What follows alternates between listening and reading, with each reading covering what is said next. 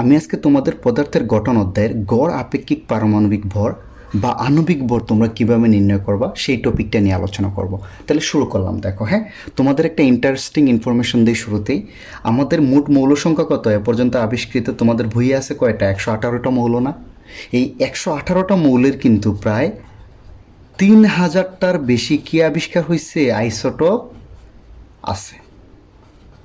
অর্থাৎ আমাদের বইয়ে যে 118টা মৌল আছে তাদের প্রায় 3000-এরও বেশি কি আছে? আইসোটোপ আছে।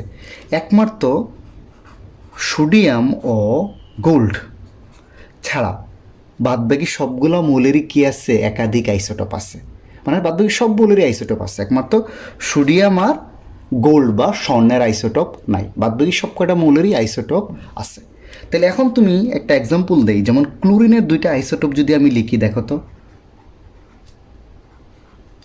এটা হলো ক্লোরিনের একটা আইসোটোপ, এটা হলো আরেকটা। এই দুইটা ক্লোরিনের আইসোটোপ, এই দুইটা আইসোটোপই প্রকৃতিতে পাওয়া যায়। কৃত্রিমভাবে কিন্তু আমরা অনেকগুলো তৈরি করতে পারি। সো এখানে কৃত্রিমভাবে যেগুলো পাওয়া যায় সেটা আমাদের চিন্তা না, বাট এই দুইটা আইসোটোপ তুমি প্রকৃতিতেই পাবা বা ন্যাচারালি পাবা। কত?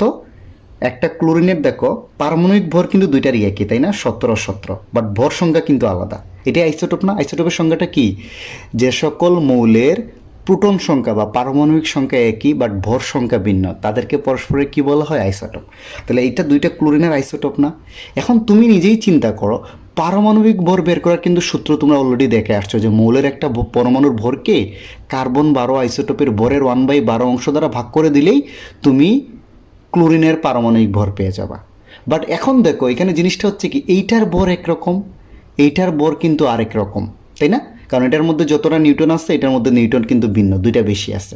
তাহলে এইটার পারমাণবিক ভর তুমি যদি ওই সূত্র দ্বারা হিসাব করো একরকম পাবা, এটার পারমাণবিক ভর আরেক রকম পাবা, বা পরমাণুর ভরও বলো। তাহলে বাস্তবে কি আমি কি এক ক্লোরিনের জন্য দুইটা পারমাণবিক ভর ব্যবহার করব? তা কিন্তু না। তাইলে এই কারণে আমরা এই যে বললাম না, সোডিয়াম আর গোল্ড ছাড়া মোটামুটি বাদবাকি সবগুলোরই আমরা যে পারমাণবিক ভর আমরা পর্যায় সারণীতে দেখি না, এটা আসলে তার গড় আপেক্ষিক পারমাণবিক ভর। এটা কেমনে বের করবো? দেখো, এই যে দেখো, প্রকৃতিতে প্রাপ্ত ক্লোরিনের দুইটা আইসোটোপ আছে। এই যে একটু আগে বললাম, আমি এখানে পারমাণবিক সংখ্যাটা তোমাদের লিখে না, কারণ ভর সংখ্যাটাই দরকার। 35 ক্লোরিন মানে 35 ভর সংখ্যা বিশিষ্ট ক্লোরিন আর 37 ভর সংখ্যা বিশিষ্ট ক্লোরিন। এই 35 ক্লোরিনের শতকরা পরিমাণ দেয়া আছে কত? 75%। 37 ক্লোরিনের শতকরা পরিমাণ দেয়া আছে কত? 25%। তাই এইরকম যদি একাধিক আইসোটোপ থাকে, তাহলে মানে গড় মানে কি? অ্যাভারেজ করে নেয় আগে। ক্লোরিনের আপেক্ষিক পারমাণবিক ভরটাকে অ্যাভারেজ করে আমরা এটা বলতেছি গড় আপেক্ষিক পারমাণবিক ভর। তাহলে এটা করা খুব সোজা। জাস্ট দেখো, এই যে তার ভর সংখ্যাকে তুমি তার পার্সেন্টেজ দ্বারা কি, প্রকৃতিতে শতকরা যে পরিমাণ আছে এই পরিমাণকে তুমি তার ভর সংখ্যা দ্বারা গুণ করে দাও। তাহলে এটার কত? 35-এর পার্সেন্টেজ কত? 75। আর 37 ভর সংখ্যা বিশিষ্ট ক্লোরিনের পার্সেন্টেজ কত? 25। তাহলে এই দুইটাকে তুমি কি করো? জাস্ট গুণ করে দাও। এই যে গুণ করে দিচ্ছি, 35 ইন্টু 75 প্লাস 37 ইন্টু 25। আর এই গুণফলকে মানে গুণ করার পরে যোগ করে তুমি কি করো? 100 দ্বারা ভাগ করে দাও। তাইলেই তুমি ক্লোরিনের গড় আপেক্ষিক পারমাণবিক ভর পেয়ে যাবে। এটা হিসাব করে দেখবা আসবে 35.5। তাহলে কেমনে? কিচ্ছু না, প্রকৃতিতে যে আইসোটোপ আছে না, এই সবগুলোর ভর সংখ্যাকে প্রকৃতিতে যে পরিমাণে পাওয়া যায় শতকরা, সেই পার্সেন্টেজ দ্বারা গুণ করে তুমি যোগ করো, যোগফলকে 100 দ্বারা ভাগ করে দাও, তোমার আনসার চলে আসবে। এত কিছু না বুঝলেও চলবে, ভর সংখ্যাকে পার্সেন্টেজ দ্বারা গুণ করো, মানে 35 ইন্টু 75 প্লাস 37 ইন্টু 25, টোটালটাকে 100 দ্বারা ভাগ করে দাও, তোমার আনসার চলে আসবে। তাইলে সূত্রটা যদি আমি দাঁড় করাই, সূত্র মুখস্থ করা লাগবে না, এমনি মনে রাখলেই হয়। মৌলের গড় আপেক্ষিক পারমাণবিক ভর বের করার সূত্র কি? যাদের একাধিক আইসোটোপ আছে, এটা আমরা লিখতে পারি কি, মৌলের ভর সংখ্যা ইন্টু শতকরা পরিমাণ এর সমষ্টি বাই কত? 100। অর্থাৎ মৌলের যতগুলো আইসোটোপ আছে সেই আইসোটোপগুলোর ভর সংখ্যা ইন্টু শতকরা পরিমাণের যোগফল করবা। যেমন এই ক্লোরিনের দুইটা আছে, তার 35 ইন্টু 75 প্লাস 37 ইন্টু 25, এটাই করছে ভর সংখ্যার শতকরা পরিমাণের যোগফল বের করছি, তারপরে 100 দ্বারা ভাগ করলে তুমি আনসার পেয়ে যাবে। আসো কয়েকটা অঙ্ক করি, জিনিসটা তাহলে তোমাদের আরও ক্লিয়ার হয়ে যাবে। আসো 1 নম্বর অঙ্কটা করি। এখানে দেখো ক্লোরিনের দুইটা আইসোটোপ দেয়া আছে। একটা আইসোটোপের ভর সংখ্যা 35 আর একটা আইসোটোপের ভর সংখ্যা কত 37। ওকে, আইসোটোপ মানেই কিন্তু এই দুইটা সমান থাকবে। আর এই গড় আপেক্ষিক পারমাণবিক ভর বের করতে আমার পারমাণবিক সংখ্যা কি কোনো কাজে লাগে না, মানে নিচেরটা কোনো কাজে লাগে না। এটা দেয়া থাকলেই কোনো মানে কোনো লাভ নাই, না দেয়া থাকলেও কোনো অসুবিধা নাই। প্রথম আইসোটোপের প্রাপ্যতা, এখানে কিন্তু একটা জিনিস মনে রাখবে, এই যে 35/17 ক্লোরিনের প্রকৃতিতে প্রাপ্ত শতকরা পরিমাণ কত দেয়া আছে 75। তাহলে ক্লোরিনের আপেক্ষিক পারমাণবিক ভর এটা আমাকে বের করতে বলছে গড়। তাহলে আমি কি জানি এইটার এই যে 35কে এইটা শতকরা যে পরিমাণ পাওয়া যায় সেটা দ্বারা আমরা গুণ করে দিব। তাহলে প্রথমটার শতকরা পরিমাণ দেয়া আছে না কত, আমি গুণ করে দিচ্ছি 35 ইন্টু কত 75 প্লাস আমার কথা বুঝছো। এই যে দেখো এইটা প্রকৃতিতে কত পার্সেন্ট পাওয়া যায় বলা আছে কিন্তু 75। সিমিলারলি আমি কি করি যে প্রত্যেকটার ভর সংখ্যাকে শতকরা যে পার্সেন্টেজ পাওয়া যায় সেটা দ্বারা গুণ করে আমি যোগ করে দিব। সিমিলারলি এইটা 37কে প্রকৃতিতে যে পার্সেন্টেজ পাওয়া যায় সেটা দ্বারা আমরা কি করব গুণ করব।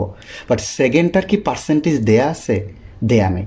সবসময় মনে রাখবা ক্লোরিনের কিন্তু দুইটা আইসোটোপই প্রকৃতিতে পাওয়া যায়, বা তোমার অঙ্কে যতগুলো আইসোটোপ দেওয়া থাকবে সবগুলোর পার্সেন্টেজের যোগফল কত হইতে হবে 100%। তাহলে একটা যদি 75 হয় তাইলে 37/17 ক্লোরিনের শতকরা পরিমাণ কত হবে প্রকৃতিতে প্রাপ্ত, এই যে 100 থেকে এটা বিয়োগ করে দিলেই এইটার পার্সেন্টেজ তুমি পেয়ে যাবে। অর্থাৎ যে যে আইসোটোপ প্রকৃতিতে পাওয়া যায় এই সবগুলার শতকরা পরিমাণের যোগফল কত হইতে হবে 100। যেহেতু ক্লোরিনের দুইটা আইসোটোপ প্রকৃতিতে পাওয়া যায়, একটা 75% হইলে অপরটা কত পার্সেন্ট হবে 25% হবে। মানে একটা দেয়া থাকলেই হইল, অপরটা তুমি 100টাকে বিয়োগ করে বের করে ফেলতে পারবা। তাহলে এইটার শতকরা পরিমাণ কত 25/100, এটা হবে 35/5। আশা করি তোমরা এটা করতে পারবা। এখন আসো 2 নম্বর অঙ্কটা। প্রকৃতিতে অক্সিজেনের 3টা আইসোটোপ দেয়া আছে, পাওয়া যায় 16 পারমাণবিক ভর সংখ্যা হইলে প্রথমটার 16, পরেরটার 17, পরেরটার 18, এবং তাদের শতকরা পরিমাণও দেয়া আছে যথাক্রমে। প্রথমটার পরিমাণ এইটা, দ্বিতীয়টার পরিমাণ শতকরা এইটা, তৃতীয়টার পরিমাণ এইটা। তাহলে আমাকে বলছে অক্সিজেনের গড় আপেক্ষিক পারমাণবিক ভর বের করো। তাইলে অক্সিজেনের গড় আপেক্ষিক পারমাণবিক ভর কত হবে বলো তো। আমরা কি জানি প্রত্যেকটার ভর সংখ্যাকে, 2টা হোক 3টা হোক, এখানে তো 3টা আইসোটোপ না, 4টা হোক কোনো ফ্যাক্টর না, যতগুলা থাকবে প্রত্যেকটার ভর সংখ্যাকে দেখো তার পার্সেন্টেজ দ্বারা তুমি কি করে দাও, প্রকৃতিতে যে পার্সেন্টেজ পাওয়া যায় গুণ করে দাও। তাহলে 16 এটা পাওয়া যায় কিন্তু এইটা 99.76 প্লাস সেকেন্ডটার পার্সেন্ট মানে ভর সংখ্যাকে তার পার্সেন্টেজ প্রকৃতিতে যেটা পাওয়া যায় সেটা দ্বারা তুমি গুণ করে দাও প্লাস 18, এটা প্রকৃতিতে পাওয়া যায় 0.204। আর এই টোটাল যোগফলকে তুমি কি করো 100 দ্বারা ভাগ করে দাও। তাহলে এটা হিসাব করে দেখবা আসবে 16.007, বা এটাকে আমরা লিখতে পারি 16 প্রায়। তাহলে দেখো অক্সিজেনের আপেক্ষিক পারমাণবিক ভর গড়টা পেয়ে গেছো তুমি। তাহলে 2টা থাকলেও যে মানে কন্ডিশন, 3টা থাকলেও একই। আর কিচ্ছু না, সুযোগতা দেখো পারমাণবিক মানে ভর সংখ্যাকে পার্সেন্টেজ দ্বারা গুণ করো, তারপরেরটার ভর সংখ্যা পার্সেন্টেজ দ্বারা গুণ করো, ভর সংখ্যাকে তার পার্সেন্টেজ দ্বারা গুণ করে যোগ করে দাও, আর এই যোগফলকে 100 দ্বারা ভাগ করলে আনসারটা চলে আসবে। ওকে, চলো পরের অঙ্কে চাই। এখন তোমরা এই 3 নম্বরটা দেখো তো, এটা একটু ব্যতিক্রমী অঙ্ক। দেখো তো ক্লোরিনের 2টা আইসোটোপ দেয়া আছে এবং এখানে কিন্তু উল্টাটা গড় আপেক্ষিক পারমাণবিক ভর দেয়া আছে। আমাকে বলছে আইসোটোপ দুটির প্রকৃতিতে প্রাপ্ত শতকরা পরিমাণ বের করতে, মানে এখানে আপেক্ষিক পারমাণবিক ভরটাই দেয়া আছে। আমরা আগে সূত্র কী ছিল, এইটাকে শতকরা পরিমাণ দ্বারা গুণ করতাম, এইটাকে তার শতকরা পরিমাণ দ্বারা গুণ করে 100 দ্বারা ভাগ করলে কিন্তু এইটা পাইতাম। এখন কিন্তু এইটা দেয়া আছে আর ভর সংখ্যা 2টার দেয়া আছে, আমাকে শতকরা পরিমাণটা বের করতে হবে। তাহলে আমি আগেই বলছিলাম কিন্তু প্রকৃতিতে তার যতগুলো আইসোটোপ পাওয়া যায় সবগুলো আইসোটোপের শতকরা পরিমাণের যোগফল টোটাল কত হয় 100 হয় না। তাহলে আমরা ধরে নিই যে 35/17 ক্লোরিনের শতকরা পরিমাণ মানে প্রকৃতিতে কতটুকু পরিমাণে পাওয়া যায়, ধরে নিলাম X%। ওকে, তাহলে এইটা কত পার্সেন্ট পাওয়া যাবে বলো তো, 37/17 ক্লোরিন এর পরিমাণ শতকরা পরিমাণ কত হবে 100 - X%। বুঝছো? কারণ এই দুইটার যোগফল মানে প্রকৃতিতে যতগুলো আইসোটোপ পাওয়া যাবে তাদের শতকরা পরিমাণ সবসময় 100% থাকে। তাইলে একটার পরিমাণ তুমি ধরছো X%, তাহলে অপরটার পরিমাণ কি হবে 100 - X, যেহেতু এখানে দুইটাই আছে। ওকে, তাইলে এখন আমি সূত্রটা বসায় দিচ্ছি। অতএব ক্লোরিনের গড় আপেক্ষিক পারমাণবিক ভর, সূত্রটা কি মনে আছে তো? এই যে তার ভর সংখ্যাকে আমি তো এটার পার্সেন্টেজে এক্স ধরছি, পার্সেন্টেজ দ্বারা গুণ করে দাও, মানে 35 × X, এটার পার্সেন্টেজ এইটা আর এটার পার্সেন্টেজ হলো এইটা, তার ভর সংখ্যাকে এইটা দ্বারা গুণ করে দাও। 37 × কত 100 - X, টোটালটাকে 100 দ্বারা তুমি কি করো ভাগ করে দাও, এটা হলো তোমার সূত্র। তাহলে এই বাম পাশেরটা দেখো তো, ক্লোরিনের কিন্তু গড় আপেক্ষিক পারমাণবিক ভর দেয়া আছে 35.5 না, এই মানটা বসায় দিচ্ছি। নিচেরটা এজ ইট ইজ রাখো, উপরে আমি গুণ করে দিচ্ছি। দেখো তো উপরে থাকবে 35X প্লাস 37 × 100 মানে কত 3700, আর প্লাসে মাইনাসে কিন্তু -37X। একটু বুঝছি আমরা। এখন আমি ক্রস গুণন করে দিচ্ছি, যে এইটা এই পাশে আসলে গুণ হয়ে যাবে না। 35.5কে যদি 100 দ্বারা গুণ করো তাইলে আসবে 3550 সমান সমান দেখো এখানে 35X আর এখানে -37X না, তাহলে -2X কিন্তু থাকবে। এই যে দেখো -2X প্লাস 3700। একটু বুঝছি আমরা। আমি এখন একটু এইখানে নিয়ে যাচ্ছি ক্যালকুলেশনটা। তাহলে নিজে চিন্তা করো, এটা এই পাশে আসলে প্লাস হয়ে যাবে না 2X, আর ওইটা ওই পাশে গেলে কিন্তু বিয়োগ হয়ে যাবে 3700 - 3500। বা আমরা কত লিখতে পারি 2X = কত, সরি এটা 3550 কিন্তু, হ্যাঁ 150 থাকবে। 3700 থেকে 3550 গেলে 150, অতএব X সমান কত আসবে 75। তাহলে দেখো এই ক্লোরিনের শতকরা পরিমাণ কত পাচ্ছি বলো তো, X% বলছিলাম মানে 75%, অর্থাৎ 35/17 ক্লোরিনের বলবা এখানে। অতএব 35/17 ক্লোরিনের শতকরা পরিমাণ কত হবে 75%। আর তাইলে এটার পার্সেন্টেজ কত হবে, 100 থেকে 75 বিয়োগ করলে কত 25%, এটা দেখাই দিবে লাস্টে। আশা করি এই অঙ্ক তোমরা পারবা। এখন আসো আপেক্ষিক আণবিক ভর বা অণুর ভর, মানে অণুর আপেক্ষিক আণবিক ভর আর কি, যেটা বলি আর কি আমরা। আপেক্ষিক আণবিক ভরকে আমরা শুধু আণবিক ভর দ্বারাও প্রকাশ করি। তাইলে আপেক্ষিক আণবিক ভরটা কি, অণুতে যতগুলো পরমাণু থাকে না, সাপোজ ধরে নাও H2 একটা অণু, এটার মধ্যে হাইড্রোজেনের কয়টা পরমাণু আছে, 2টা না? তাহলে এই অণুতে হাইড্রোজেনের যতগুলো পরমাণু থাকবে তার মানে 2টা হাইড্রোজেনের পারমাণবিক ভর তুমি কি করে দাও, যোগ করে দাও, তাহলে তুমি এটার আণবিক ভর পেয়ে যাবে। তাহলে আমি বুঝাতে চাচ্ছি অণুতে যতগুলো পরমাণু থাকবে তাদের পারমাণবিক ভর যোগ করে দিলেই তুমি তাদের কি পেয়ে যাবে, আণবিক ভর পেয়ে যাবা। একটা এক্সাম্পল দিয়েই জিনিসটা আরও ক্লিয়ার হয়ে যাবে। H2SO4 এর আণবিক ভর বের করতে বলছে।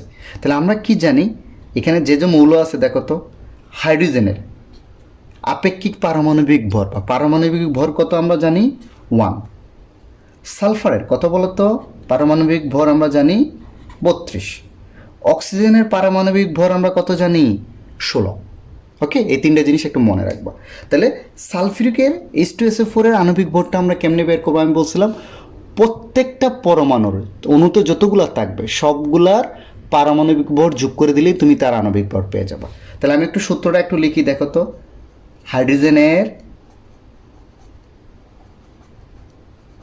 পারমাণবিক ভর ইন্টু কত হবে, হাইড্রোজেন আছে কয়টা, 2টা।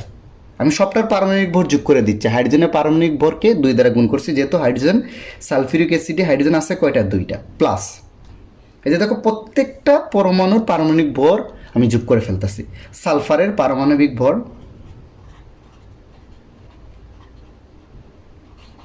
ইন্টু সালফারের পারমাণবিক ভর কত, সরি সালফারের পরমাণুর সংখ্যা কত, একটা। ওকে, পারমাণবিক ভরটা আমি পরে বসাবো, প্লাস অক্সিজেনের পারমাণবিক ভর, অক্সিজেন আছে কয়টা বলো তো, 4টা। তাহলে দেখো আর কিচ্ছু করি নাই, প্রত্যেকটা জিনিসের পারমাণবিক ভর, হাইড্রোজেনের একটা পারমাণবিক ভর আছে 2টা, তাই 2 দ্বারা গুণ করে দিছি।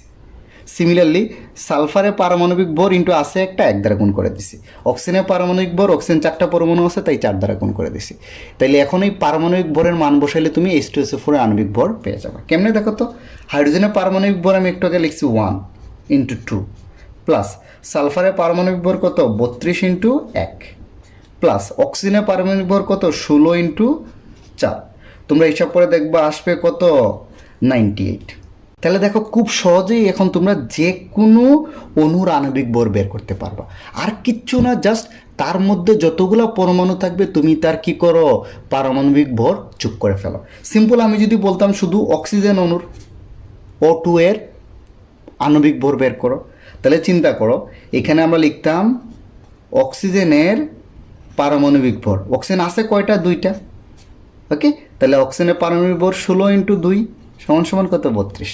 তাহলে খুব সহজে তোমরা যে কোনো অণুর আণবিক ভর এখন তোমরা বের করতে পারবা। ওকে, আশা করি তোমরা এই টপিকটা বুঝতে পারছো।